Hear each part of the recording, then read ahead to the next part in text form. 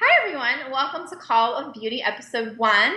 I'm Rachel McCrary, and this is Trina Felber. I am the CEO and founder of Jewel Tone, the first meant to be seen and body positive shapewear. And Trina can tell you a little bit about Primal Life Organics. Hey, I'm Trina Felber, and I am the CEO of Primal Life Organics. I'm the best-selling author of Beauty's Dirty Secret, and I have some dirty secrets to share about skincare with you. And I'm sure Rachel has a bunch of dirty secrets to share with you about body wear. Yes, yes, I'm sure we've all been in that moment where we didn't know what to do with our Spanx on a date. So we're going to talk about that and how to get around it, as well as how to incorporate fun body shapers in your everyday wardrobe. And then just the trials and tribulations of being a female entrepreneur, and how to have the B word, or to not have it, balance, which we all Oh, struggle. that's the B word you're talking about. Yeah. Something else totally came to mind. Yeah. Hey, we're both spunky. We're both fun. We're both women. We've both started our business. When did you start yours? About 2.5 years ago, we started designing the products and conceptualizing the products, and then we went live 2 years ago. Okay. And so mine, I went live, it's been 7 years now. So Wow. we both have a lot of good experience for women, men too, that are interested in learning the trials and tribulations of being an entrepreneur, starting your business, being real people involved. I know you put your heart and soul into your company. I put my heart and soul into my company, and we just have a lot to share. And we're gonna probably end up with guests that have a lot to offer, not just as an experience, but as in what you can do to help move your business to the next level.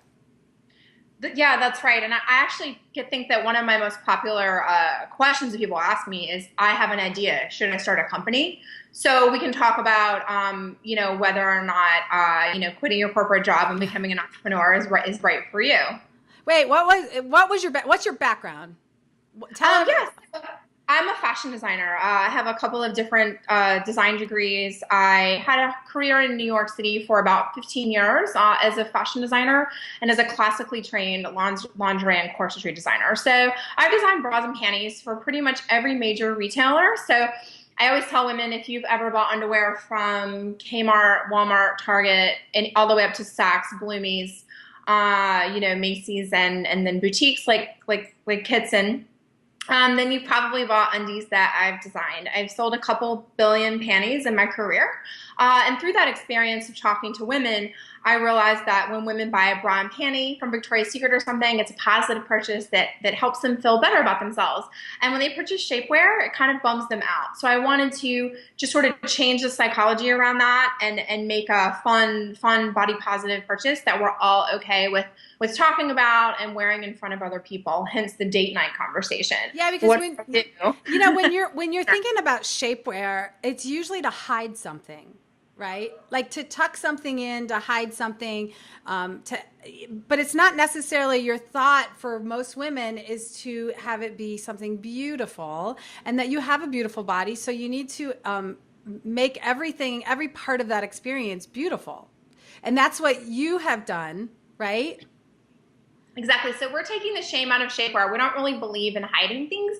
We believe in enhancing your appearance. So like makeup or hair dye or a push-up bra or eyelash extensions or fake tanner or a spray tan or anything that we do to just enhance our naturally beautiful selves, shapewear also goes into that category. Our products are a little bit different. So they have a way of naturally enhancing your curves and hiding the ones that you don't like, so that when you look in the mirror, you don't look like you're wearing underwear. You look like you're wearing a body shaper or a mini dress, or just a layering piece that's okay to be seen, so it doesn't look like a Band-Aid. So after dinner, we don't have that, like, how am I going to take this off in the bathroom of the restaurant without him knowing? When you go home and you take off your dress, it just looks like a slip. He doesn't know or That understand it's a built-in bra. Your shapewear dress is amazing. It's so awesome to wear. Like, just putting it on, it makes you feel beautiful. It really does. It makes you feel a connection to your body as opposed to just covering it up and trying to hide something. And so, I mean, I really, when I wear that, I don't want to hide it. You know, I want to either reveal it a little bit or somehow, because you can dress it up and kind of wear most of the colors you can almost wear independently, or you can wear it as shapewear underneath. And I just love it. It's one of my favorite pieces. Like this dress I'm wearing is cut a little too low, so I'm wearing it underneath, just so I have something else there. And then I feel like your products sort of do a similar thing, right? So they're just there to brighten and enhance our appearance, and not use harsh chemicals to harm our skin, which inevitably just causes more problems later. Absolutely. I founded the whole theory behind my company was, my background is in nursing. So I'm a nurse anesthetist, and I have studied the body. I have watched people get injured. My first job was in a burn center. There's a big, deep connection, especially looking back. There's a deep connection between me and the skin. So where I ended up today is like, it's not a mistake. It didn't happen by chance. It's something that was developing in me. And my company was founded because when I suffered a mysterious miscarriage after being very healthy, I was eating a good diet, exercising. I got pregnant at the age of 39 and then miscarried at 7 weeks. I started wondering what the heck is going on. I know that miscarriages happen, and I knew that I would never know what really caused it, but I knew that if there was something that I could control still, that I needed to find out. So I was pregnant again. I got pregnant right away. And then I happened to glance down one morning getting for work and saw my moisturizer that I trusted. It was an organic, natural company. And I happened to read the ingredients and I realized that they were poisoning me and my baby. And I just was blown away at the blatant lies Big Cosmo tells us. I mean, you trust people when you purchase their products, but we never think to flip the container over and see really what are they hiding in there, because it really is a lot of ingredients that are harmful. So I use that Think Dirty app. Yeah, and I scanned. I have products. My stuff is on Think Dirty. Yay! I know, I love it. And around the time when we met, I started having severe contact allergies. So I got the Think Dirty app and I started scanning everything in my bathroom. And I noticed that the products that I was using, when I clicked on it, it said that it caused reproductive harm. Yeah. And it was from a natural store that everyone buys their things at. And I just thought that was really, really strange. It was a 9 out of a 10. It was a lotion that I used every day. And our skin is our largest organ. And I'm not a nurse, but I'm smart enough to understand that I don't want toxic things going into every pore of my skin. And I do want to have children one day. So I'm not really into the fact that my lotion, could inhibit that when I work out and I drink green juice and get acupuncture and eat really healthy in a plant-based diet. So, I shouldn't, go through great lengths and spend a lot of time and money to be healthy in my entire life and then use toxic and then body pollute yourself. Yeah. It just doesn't make sense. And it's so sad because it doesn't have to be that way. I mean, I make products fresh. When ordered, they're made out of food ingredients so that your cells can be nourished. You can look beautiful. You don't look beautiful when you put chemicals on. I mean, the most drastic way I can explain this is think about a person that has cancer and is going through chemotherapy. And picture what that looks like in your mind of their skin, their body, their energy. Because that, even though is an exception and it's what you're using on a daily basis on steroids, that literally is what's happening on a daily basis when you're putting those ingredients. It's similar ingredients. It's just at a lower dosage. So quite frankly, when you remove the toxins and you put healthy, it's just like a diet. When you start eating healthy, good food, you feel so much better. So it's because you're feeding your cells. But your skin's the same way. When you remove those toxins and you feed it food, you can actually glow. Your skin comes alive. It looks beautiful. It's vibrant. So that was my mission, was to create these products that are alternatives for the things that you buy that are harmful. So it's been a journey. We're going to talk about our journeys because I know mine has been quite a journey. I'm sure you have had some journeys, trials, tribulations, moments where you're ready to give up. What do you do? How did you take it from an idea to opening a store to making it a company? You know, those are some interesting things because most people have the idea and don't know what to do with it. Yeah, yeah. So like I was saying, people often say, I have an idea. Should I start a company? Right. So there's a lot of different factors that go in there. Like, what kind of time commitment can you provide? Is your idea something that you thought of and thought was a good idea? Or is it something that when you wake up in the morning, it's the first thing you think about? It's the last thing that when you go to sleep that you think about. It sort of eats away at you and sort of keeps coming up over and over in your life. It's in the back of your mind probably for at least a year or two before you actually start your company. Right.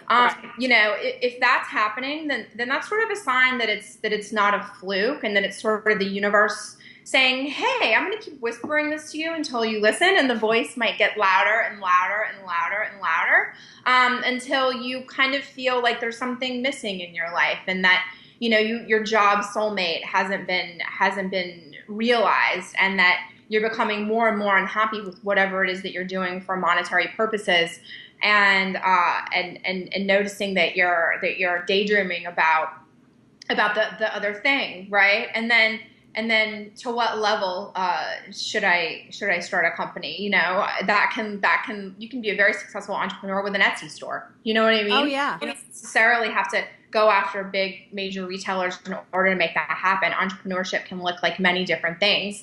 But I would say the first thing, make sure that it's not a fluke of an idea that you ran past your friends. Yeah, you sort of have to do some testing, some testing on your friends. And see what's out there. And it, like, with shapewear, there's many different kinds of shapewear out there.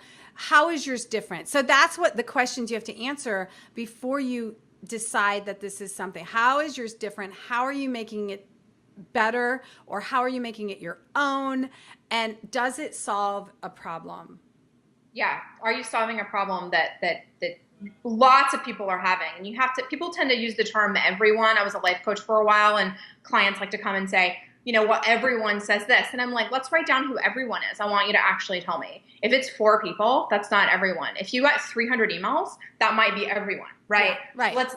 Let's really be realistic about who everyone is, because you need a pretty big market, right? Conversion rate is considered 2% is good. So you have to think of how many thousands that is in order for you to profit off of 2%. So, look and see who everyone is. Make sure it's a big enough market, and then do your research. Do a ton of research before you make one more step. I can't tell you how many people have told me their idea. I Googled it on my phone right after they said it, and then someone else is doing it. So, a simple Google search, trademark search, make sure that you're doing all of that, patent search, GoDaddy, all of that comprehensively from both a legal standpoint and a branding standpoint. Make sure that your concept and idea is readily available. And then make sure that you have product differentiation. Pretend you're in a meeting with your buyer, whether that's a wholesale buyer or just a customer, and think of every question that they might ask you. How is your product different? Why are you the person to do this? How is this going to make me happy? How is this going to make my beauty grooming process or getting ready process better? How is it going to enhance my life? People are, they hold on to their dollars these days. They need to really know that this is going to make something about their day better. So be ready to speak to that. And then the time commitment, unfortunately it's an all-in thing. If you would like to work for yourself, you'll have more freedom in your schedule, but you will have less free time. I say, I'm at work 24/7, like literally. I'm sure you feel the same way. Sure. And I love it, but it's a time commitment, and it's very rewarding. But on the other hand, there are moments when I'm like, man, I just need a break. Like even on vacation, I don't always get a break. And I'm sure you feel the same way. I haven't had a vacation from this since I started it. Yeah. I probably won't for a very long time. I'm okay with that. It's my choice to check my phone on vacation. I'm not glued to it as much, but I do need to check. I need to be on email for an hour in the morning and an hour at night. Probably a couple conference calls here and there. It doesn't matter. It's so cliche that people say, love what you do and never work a day in your life. But it's so true. No one's making me do that. I don't have a boss. And you have It's to just be, and on that same note, you have to have the personality that you will get up and get it done, because the personality of an entrepreneur can make or break their company. If you are going to wait for someone else to get it done, you're not going to make it. You have to be self-motivated, and it can't necessarily be by money, because money doesn't always come with the time you put in. You yeah. might put a ton of time in and have very little profit come in, but If you want money, go get a job. yeah, I mean, literally, and you have to be okay with getting out of bed and having an agenda and getting it done, because no one is going to make you get out of your pajamas when, I know you're in LA, but I'm in Ohio. When the snow is out there and it's 3 feet deep, no one is going to say, you have to be here at 8. I have to say, you have to go in today, get out there, shovel the snow, get it done, because this is my life. This is my career, and it's my choice. But you have to have, there's a personality. If you're not self-motivated, it may not be the right. Self-discipline and self-motivation, are probably the most important entrepreneurial trait. Somebody explained something to me once recently that I didn't even realize I possessed to such a great extent, and I don't know why that is. I'm sure that some psychiatrists could have fun with that, but I'm sure along the way, if you surveyed entrepreneurs, maybe that's a book for us to do in the next decade, but there's something about delayed gratification is like a really understood concept at the core of who you are, that you're more than okay with, and understand that a bigger payoff later is more important than a smaller payoff in the short term. Mm-hmm. And it's not just an idea or something where you're like, okay. It's something where you're like, yes, it's definitely the path that I'm on. I'm fully okay with it, and I prefer that, It's being a visionary. You have to be a visionary. You have, yeah. You have to see the future. You have to be able to see where your company's going, where you're heading. And that changes. I mean, 7-8 years ago, when my company was just starting, I had no idea where I would be sitting today. And today, where I sit is an interesting spot, because we're looking at almost rebranding and doing some things with my website and doing things with my logo to reach more market. So your company, what you start, you have to be open to change, growth, ideas, but you have to have a certain vision. You have to know where you're going, who you want to reach, and where you're heading. Yeah. If you can't see it, no one else can. And you have to be open. Like, the other personality trait is you really have to be open to criticism, because you can get 10 emails that are, you are the best, I love this, I love this. You get that one email where someone's like, it just didn't work for me. You're like, oh my gosh, you have to put things in perspective. You have to know you're not God. You have to know you're not, you can't create happiness for everyone. But if your goal is to reach as many people and make as many people happy, that's a great goal. Yeah, just make 80% of your customers happy, but you do need to listen to your customer. You're nothing without them. Yeah. So if they keep saying something that you're dead set, that you think, we need to do it this way, and you're dead set on it, and you keep getting feedback that you should do it a different way, then you should probably be open to doing it a different way. You have to also remember that when you're so close to something, you see it differently than how a customer sees it. So you have to constantly be able to look at it with fresh eyes, and listen to feedback of people who are looking at it with fresh eyes, because that's going to be really difficult from where you sit. Your products inside and out. So how does that look to someone who's never seen it? And this is at first glance. You need to understand why your products are better and why they need them, if in fact they do. Products aren't for everyone. But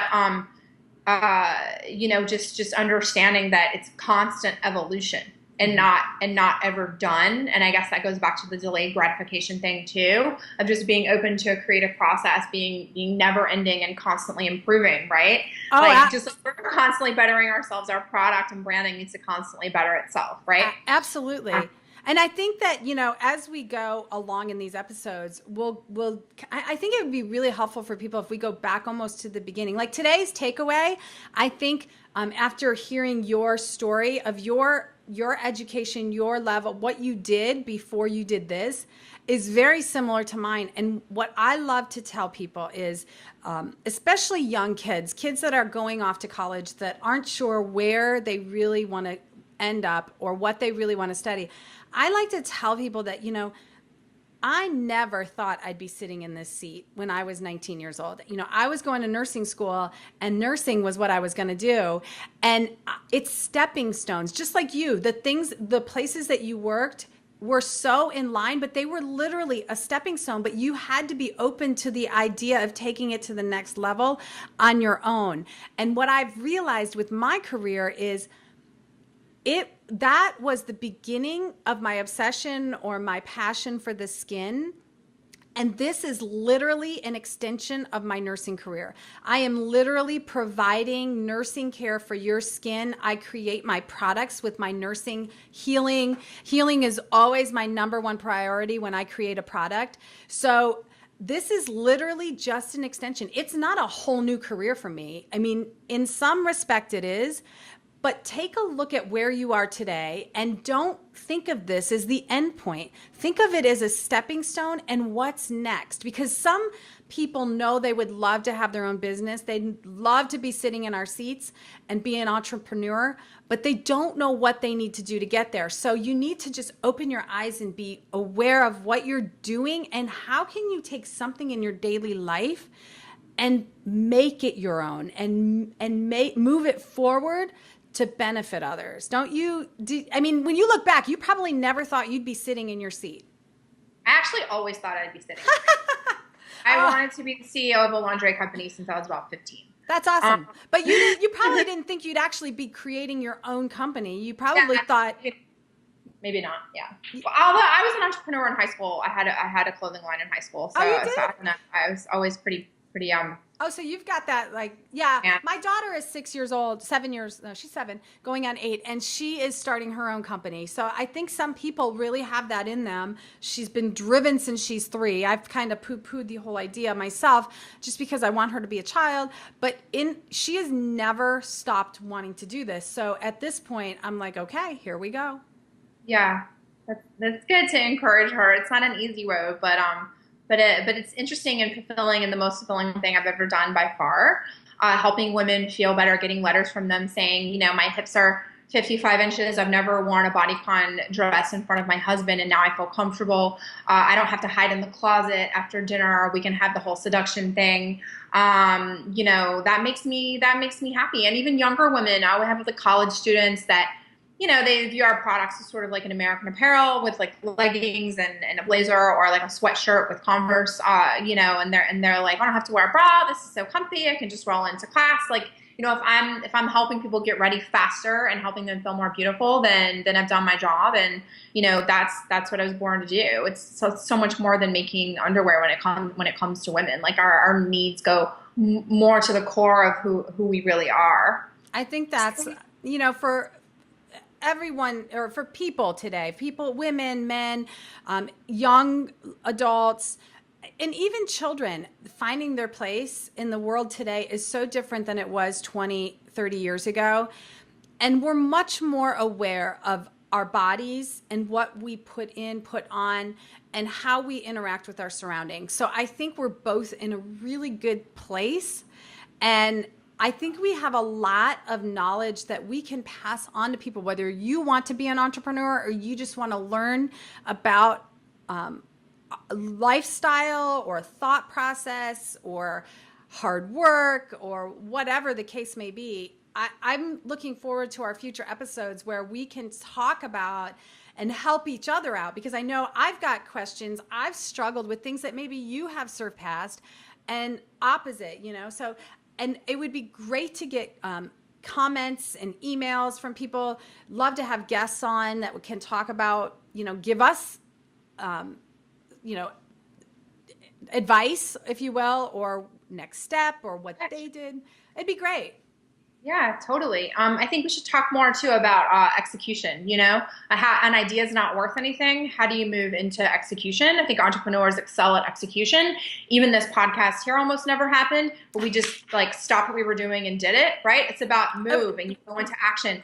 thinking about things and marinating and talking about them and having an idea, it's not worth anything. Yeah. How do I get to execution mode? It won't come to fruition in a molecular way unless you actually move into an action step. So I think we should we have literally talked about this for at least 6 months now, I think. Yeah. At least 6 months, trying to get this episode started, because once you start the ball, it's easy to keep it rolling. But that we're so busy, you and I, like, our lives just don't mesh, because you've got something going on when I don't, and I've got something going on when you don't.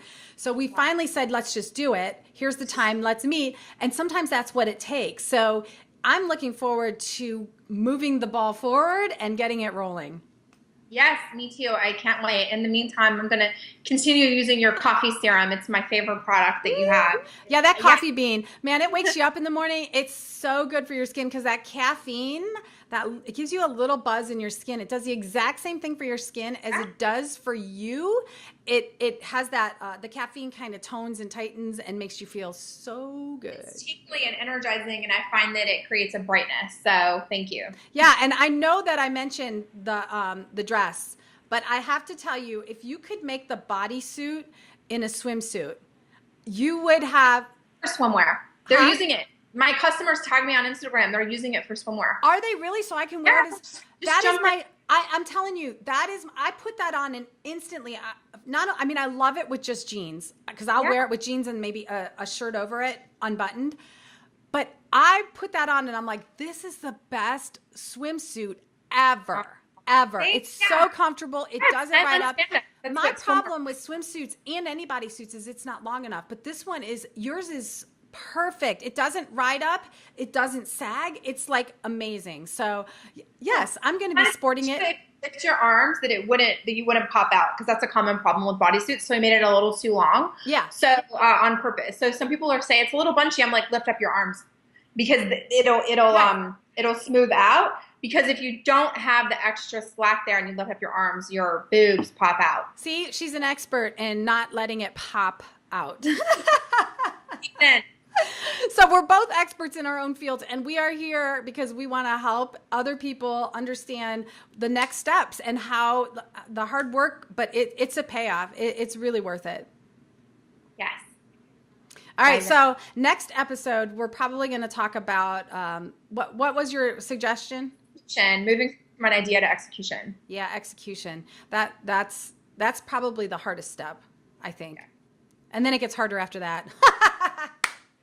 All right, so we are signing out. I am Trina Felber, Primal Life Organics. You can check me out there, primallifeorganics.com. Rachel, where can they find you?